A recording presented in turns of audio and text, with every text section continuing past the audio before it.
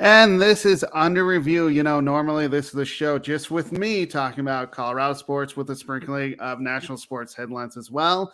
I have obviously a guest. You know her from Confidential, Three Chicks in a Pod, and many other shows on this network, Jennifer Matthews Lewis. Hi, thanks for having me on again, Jordan. Oh, of course, you're always welcome on the show, as is anybody on the Sideline Sports Network. I always like having a guest just to, get other opinions than me. I mean, I like my opinions, but I like hearing yours as well. So, one of the major stories, as we both know, is that Roger Maris Jr.'s comments on Aaron Judge. We saw Aaron Judge the other day hit 61 to tie his father. It was funny when you made the comment on Twitter saying, he hit the home run. I'm sitting there going, I was also watching. Funny, I missed it because I had other things going on, but at least I saw the replay. But Right. the thing about Aaron Judge is, don't get me wrong, 61 home runs is amazing. He tied Roger Maris's American League record. I know on the Confidential, I can't remember if you were on that week or not, but JB and I talked about it. It's 61. Yeah, it's great. But guess what? He just tied it. Right. What matters to me, and JB would also agree, is that he wants to win a World Series. But the thing is the reason why this is such a big deal is, he's tied the mark for the American League. What he said, though, and it kind of makes sense, and I'll get your thoughts on this too, is Maris Jr. said, I think it gives people a chance to look at somebody who should be revered for hitting 62 home runs and not just the guy who did it in the American League. Of course, he's tied right now, so he's assuming he hits another one in the last week of the season. But he should be revered for being the actual single season home run champ. That is Aaron Judge. I mean, that's really who he is if he hits 62, which I think he will do it in the next few weeks, or in the next week. I think what needs to happen, this is what Roger Maris Jr.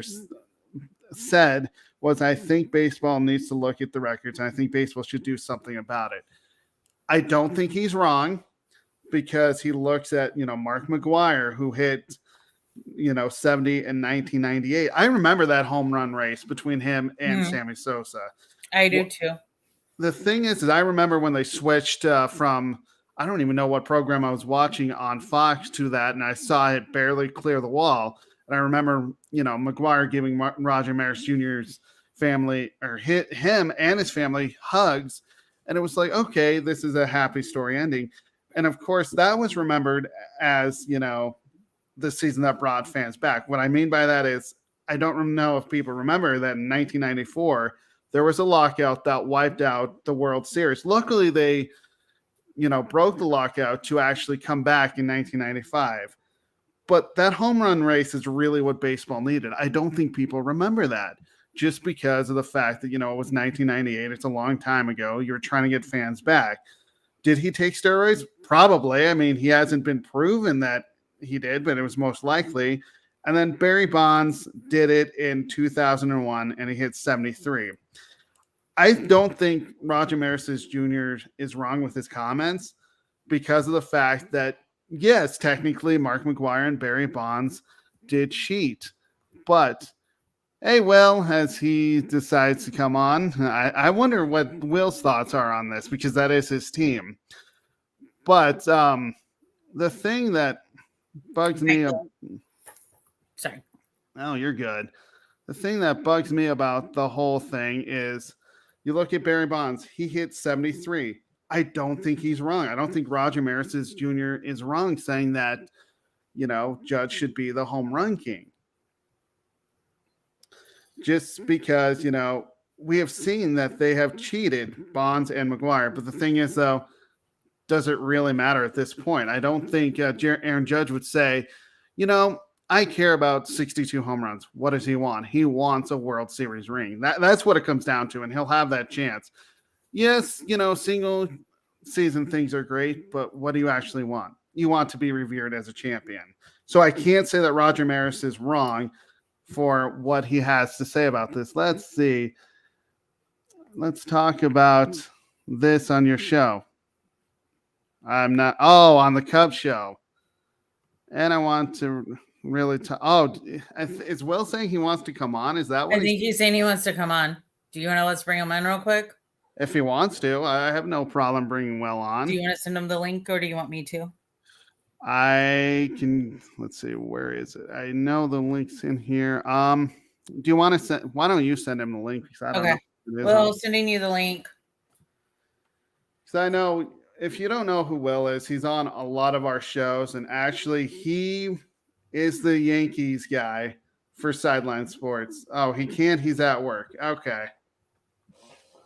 Oh, fine then. Well, whatever. Then I'm not sending it to you. So here's the thing. I think Maris Jr.'s comments were more because they were cheating. Like, no ifs, ands, and buts. And Judge, he's not been busted cheating. So, and that's, I think, where Maris Jr. is coming from, and that his dad and Aaron Judge have done it without help. Now, who's to say that Bonds and McGuire wouldn't have gotten it without steroids? Because I actually think they may have. Because steroids just amplifies the talent you already have, right? And a lot of other really bad things. But that's where Maris Jr. is coming from. Because he wants, his dad did it cleanly. Aaron Judge has done it cleanly. So, I mean, that's where I get where he's coming from, to be honest with you. Oh, I completely agree. And the thing is I even look at, I know this is, total home runs in a career. I don't think Barry Bonds, yes, he has the most, but I still go to Hank Aaron as number one because he's clean. Well, yeah. The thing is I think the reason why this is such a big deal is, of course, the steroid era. And could McGuire and Bonds did it without steroids? Maybe. We don't know that for sure. But the thing is they were never tested that they tested positive for steroids. Of course, McGuire went to Congress and had that whole fiasco. But the thing I look at it too is, did they actually break a baseball rule? The answer is no. And the reason why they're not in the Baseball Hall of Fame is because of the supposedly steroid use. We still need representation of the steroid era, and we're starting to get that. Does there need to be an asterisk? I don't think so, just because of the fact that technically they did it legally, even though that it was illegal, if that makes any sense. Yeah. So, I mean, I kind of wish Will could come on the show because I want his thoughts on Aaron Judge. He did say on Scott's show, if you guys don't know who that is, he has the South Florida Tribune, and we're actually, Sideline Sports is actually partnering with him. Yes, we are. And I know Jen's been on a couple of their shows. I've been on one with Scott and Will Vogel, and Will just said, relax, he's going to hit 61. He didn't say relax, he'll hit 62, but he said 61. So at least he's tied it, and we'll see if he hits 62. I mean, it's pretty exciting to watch what he's done. So we're going to move on to the NFL, of course. We're into week 4 in the NFL. The thing is how are we feeling about our teams? I don't know if you want to go first or should I go first? About the Panthers? Yeah. I'm apprehensive. I'm also quizzical because Christian is supposedly missed 2 practices. Or he missed 2 practices. But here's the thing. Christian said it himself last week.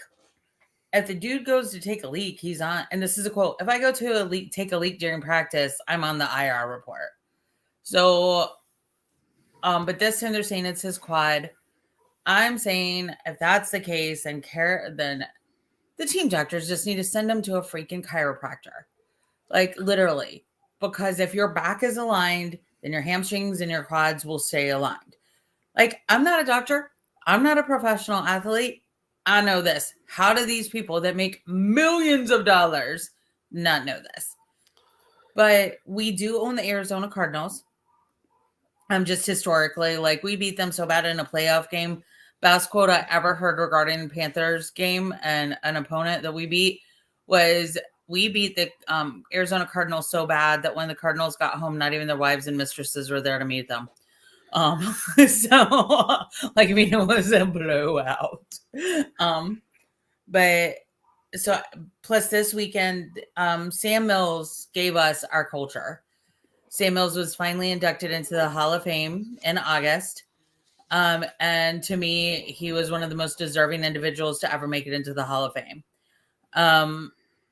Even if you're just a football fan, yeah, you will agree with that statement.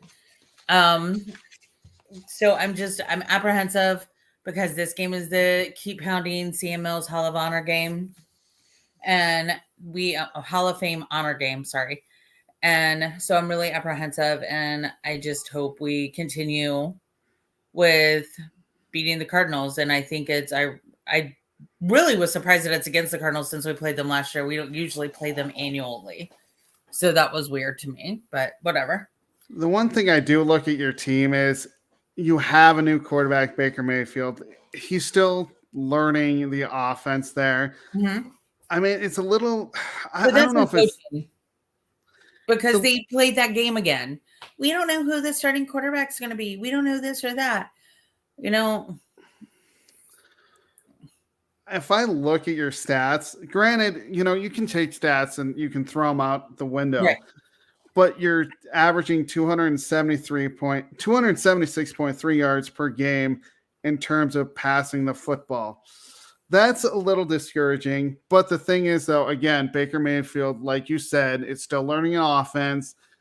I think it takes 1 or 2 years or 2 to 3 years to actually get down a system in the NFL, and that's just all quarterbacks.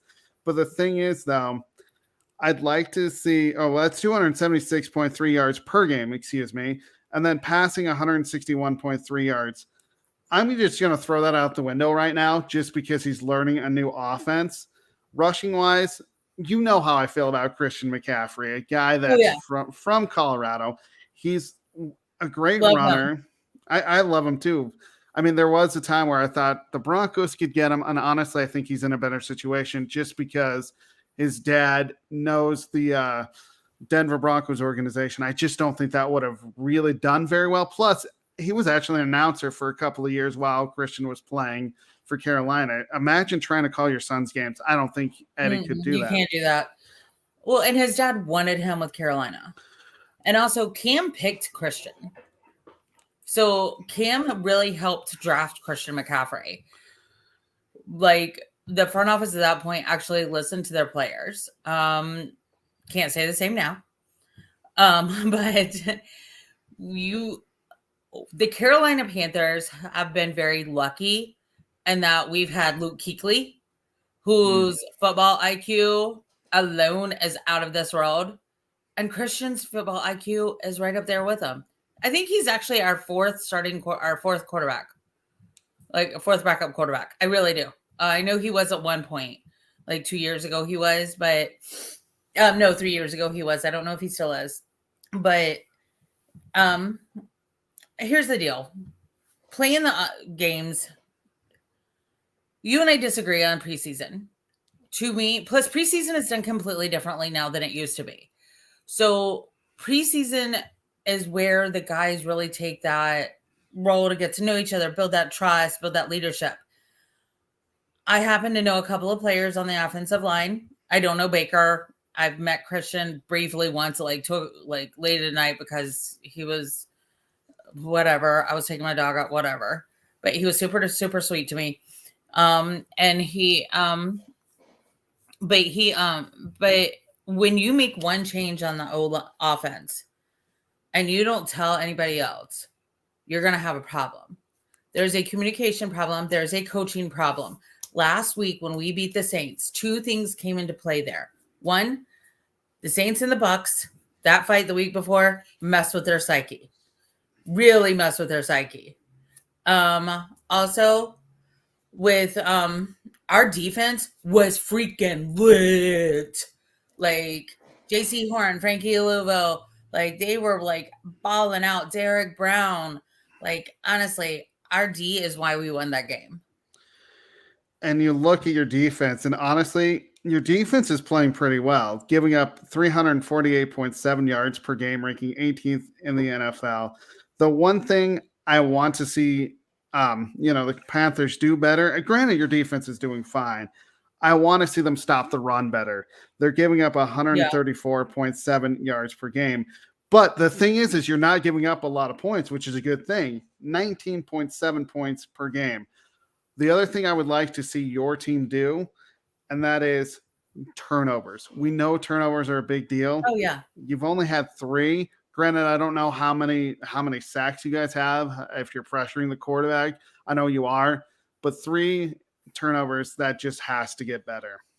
Oh, absolutely. And last week, that's where our D really stepped up because they forced a couple of turnovers. One forced Tio, ended up in a pick 6. And so, I mean, the D has never really been the issue. The offense has been the issue. And here's the deal. At the end of the day, quarterbacks get too much credit for when you win a game and they get too much blame when they lose a game. It takes an entire offensive line. It takes an entire team. And I've said this before.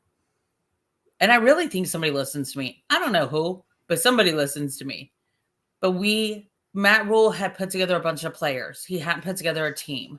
Last week was the first time I had seen us look somewhat like a team, especially on the O-line. Our defense, we've had that leadership.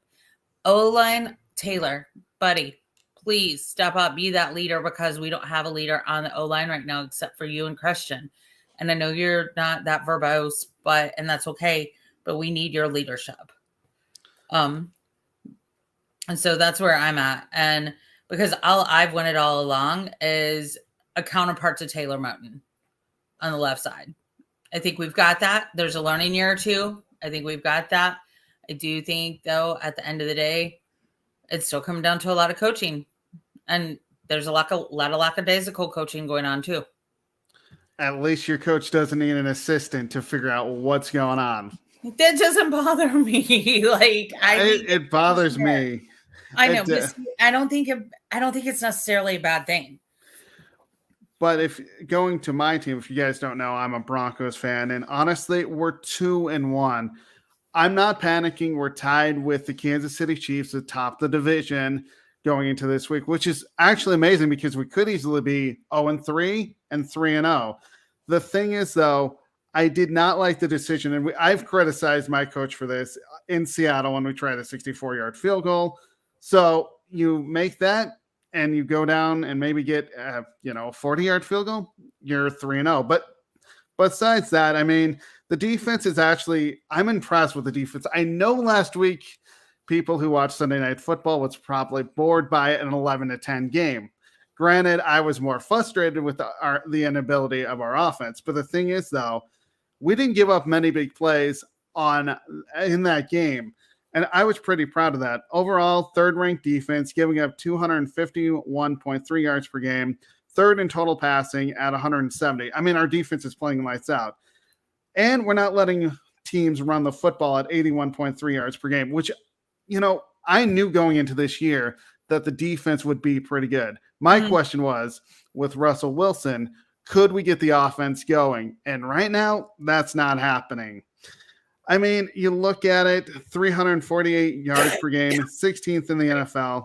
Passing-wise, we're having the same trouble your team is. We can't get the ball going through the air, which really surprises me. 230.3 yards per game, 18th in the NFL. Rushing-wise, we're doing a great job. I'm not concerned about that. Second to last in scoring at 14.3 points per game. My main concern, though, is we saw it last year with the Denver Broncos on the fact that we could not convert third downs, and we're seeing a trend again. Luckily, the defense is doing a better job, but we're converting third downs at 37%. That's not keeping drives alive, and that I'm a little disappointed. But, the thing is, though, and we saw it last year, I know you've heard me complain about the offensive line. What do you need? You need an offensive line to block. And Wilson has been sacked 9 times. The other thing that completely bugs me is the fact that we are not disciplined. Penalties kill.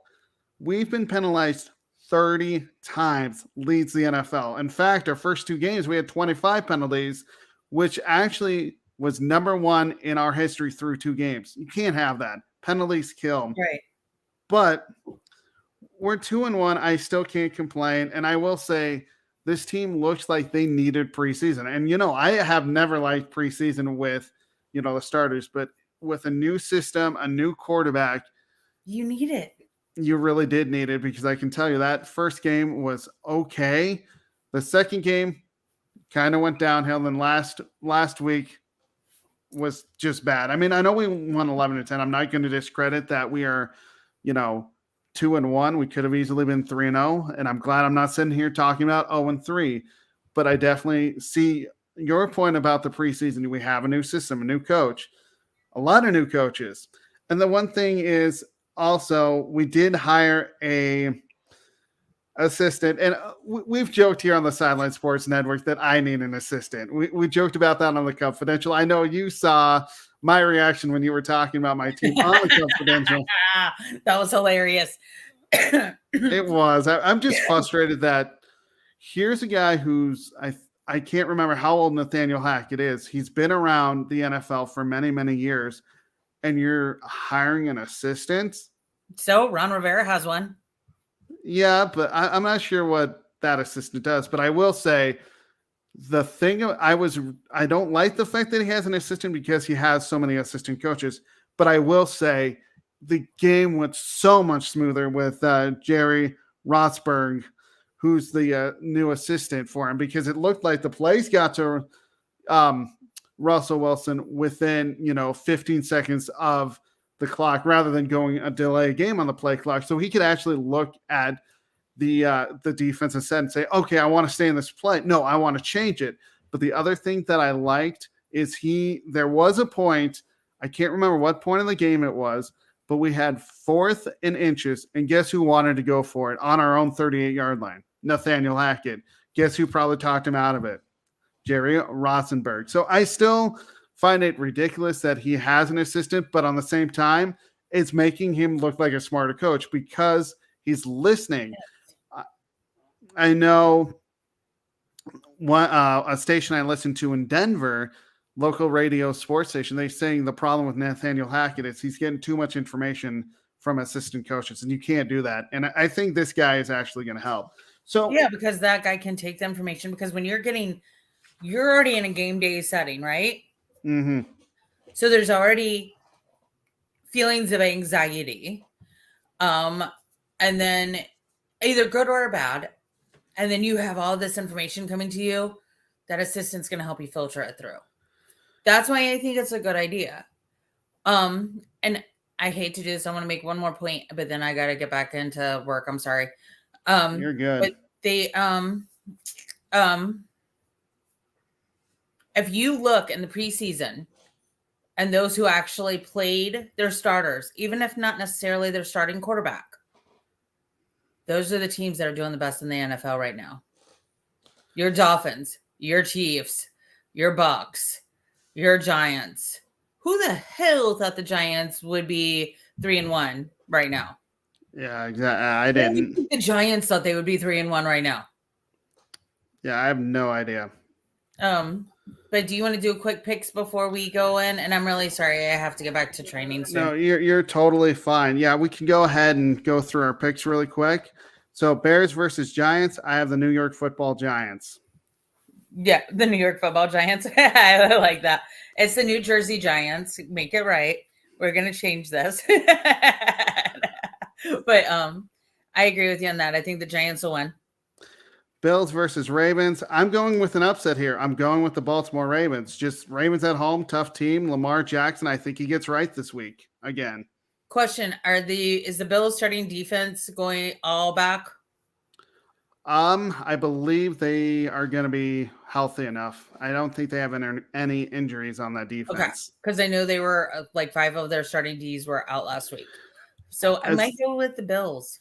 As far as I know, they don't have any injuries. There could be a few here and there, I know. But as far as I know, I think they're healthy. So you're going Bills. Jaguars and Eagles. Eagles, to me, are just the better team there. And Jaguars are a surprise team at 2-1, but I have to go with the Eagles. Yeah, I'm looking at an upset. I'm torn on this one because Peterson's going back home. So, but honestly, Jacksonville, as Candy Eberling said, Jacksonville is playing lights out. Like, but I'm so torn. I'm gonna go with Jackson. I'm gonna go with the Eagles because they've got the home field advantage, but not by much. Then Chiefs and Buccaneers. I'm going with the Kansas City Chiefs. I just feel like their team is so much better than Tampa Bay. And my question is, with Mike Evans missing a week, how will that affect Tampa Bay coming back to this week since he'll be back? But I got to go Kansas City. I just like them better. Carrie, I love you. I got to go with the Bucks because Tom is going to be mad that they lost last week. Evans is going to be playing to redeem himself.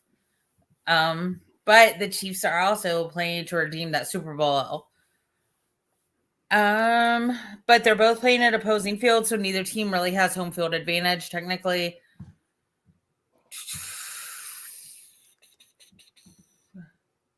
I'm so torn on this one. I'm going to go with the Bucks.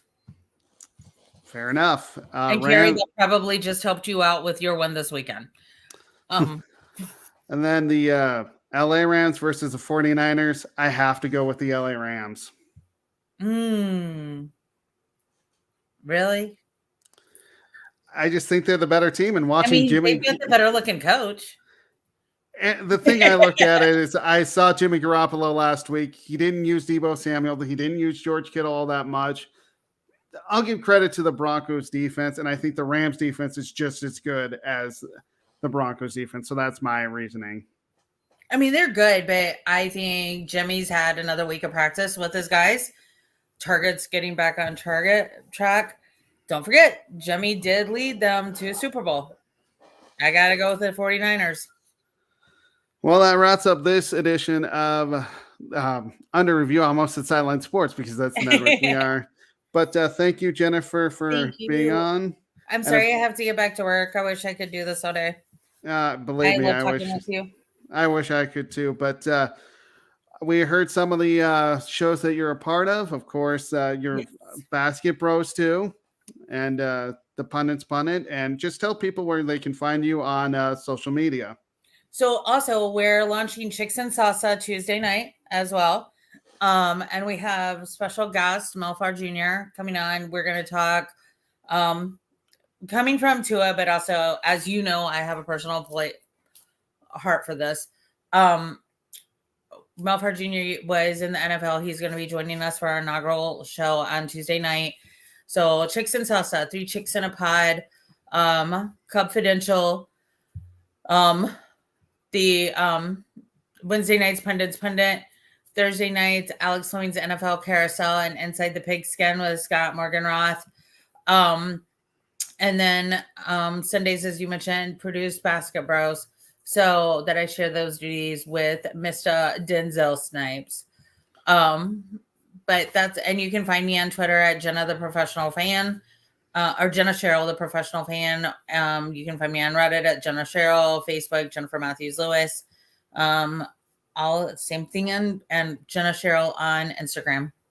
Of course, we have partnered with the South Florida Tribune, so please watch their YouTube, and we'll actually share our videos on there on our social media. I know you can find me at Sports Scoop 1. Of course, I have a blog that I write Mondays through Thursdays with podcasts on Fridays.